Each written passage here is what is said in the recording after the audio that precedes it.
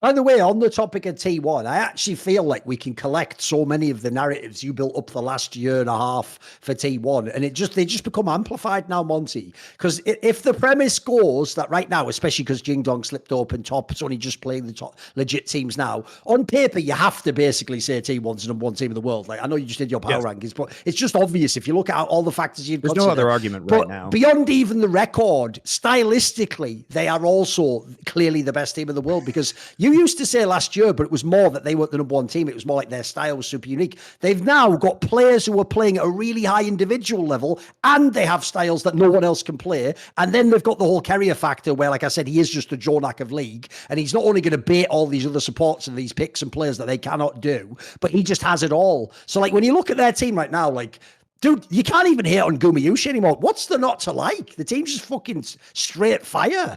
And owner who, you know, you pick at what point in time owner Gumayushi was the worst player on this roster. Owner is definitely in the conversation for best jungler in the league right now. He is making better pathing decisions than he has in previous seasons. He seems to have leveled up as a player. Faker is quietly having one of the best years that he's had. I've mentioned this on the show previously, but his efficiency is off the rails. He is like taking the smallest amount of gold for a mid laner and dealing the most damage per minute. He is crazy efficient right now. And also the meta, they are leading the meta in the bot lane. And then all of the meta picks that they're able to play contribute, makes their style even more their OP, style. Isn't it? Yeah, good, exactly. You know, it's mental, isn't it? It feels like that game I was talking about where if you got caught, 3 or 4 people just shot you, that looks like a nightmare to play, man. I don't know how you'd coach against that. It just looks fucking almost impossible to play against. Yeah, you just can't give them those picks, which is why you see, you know, 380 carry bans against T1 in the first round of every game because they're actually flex picks for them, and it's just so annoying. It's so annoying to deal with. By the way, before I forget, because I'm trying to actually collect things every now and then during the week, you know, like back in the day when I would bring those Ryu stories, because otherwise they just get lost to history. You know, people forget details like that. Only be me remembers. So one thing I did remember to bring to you was Oh boy. There's a video I was watching of LS, right? Where at the beginning he's talking to his grandma, you know, the one he calls woman, where like he has that gimmick, which by the way is a straight fire gimmick. Like, she doesn't know anything about League, so she's just like doing it based off the name of the player or whatever, you know, which just makes it funnier. But in the intro, she goes, he's trying to explain to her, because obviously she knows like Crowdy and Nemesis and all the people that have been in his call streams. He's trying to explain to her, and he goes, oh, you know, like at the moment, Crowdy is one of the best AD carries in Europe. And she goes, AIDS carrier. And he goes, no, not an AIDS carrier. Like, that's because she just heard AD carry. And she goes, AIDS carrier. And it's like, no, unsurprisingly, no, he's not one of the best AIDS carriers in Europe, believe it or not. Jesus. Bloody hell, I know. Fucking hell. I didn't expect it to go in that direction. It's a good clip, though. It's a good clip, mate. I laughed heartily and long for that way. I replayed it one time. Just fucking love that straight fire.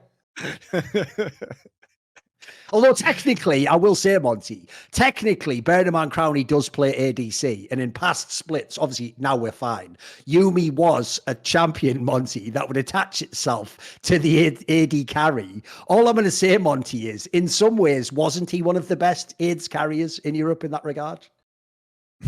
Jesus. He was carrying that Yumi around the map. I didn't make him do it. Detach. Get clean of that shit. So there's also a Malzahar joke in there somewhere. There you go. There you go. But yeah, I think like T1 is fast. I mean, it even feels like everything just breaks T1's way.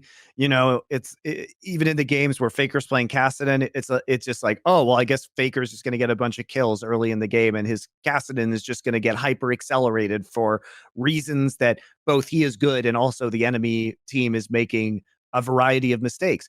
Yes. And even in this third game they played versus Gen G, it's not that Peanut just inted at the end, which he did, but it's also that after Peanut inted, the rest of Gen G, which had Mountain Soul and could have just waited for Peanut to respawn. There were no objectives on the map, guys. The Baron was like 2.5 minutes from being up. The Elder Dragon was about 3.5 minutes from being up. Genji had Mountain Soul. They had the better team composition for the late stage of the game. You got Mountain Soul into Annie. Like, what more could you ask for? This is the best possible scenario. Peanut's like, I should clear vision now. No, you shouldn't, Peanut. Why are you clearing vision? There's nothing to clear vision for. Oh, you're dead. Well, that didn't mean that Thorin had to TP into that fight and Chovy had to flash into the middle of it. Like, what the fuck? T1 actually has the mind control tech that just turns people into zombies to feed into. They stole it from TSM from a couple of years ago, where TSM was just mind controlling people in the final game of a series to lose for no particular reason. I couldn't believe this from Genji. You have just get Peanut to respawn. It doesn't matter if you. I don't even think you would have lost an inhibitor, but if you did, who cares? Yep. We're 40 minutes into this game. Super minions aren't a big deal. You have fucking Mountain Soul. Just take control of the map. Wait for Peanut to come back up. So the errors that were made by the way, by the 3 veteran members of this squad, Thorin, Peanut, and Chovy, are egregious. This series should have been won by Genji. No, T1's good. Yeah. T1's good, but I think it was really close. It was really close. I mean, you could, to be fair, you can also make the argument that T1 should have won game 1, especially because the level 1 set up Zeus with like a kill onto Aurelia, and Genji really had to fight very hard to get back into that game and managed to win it.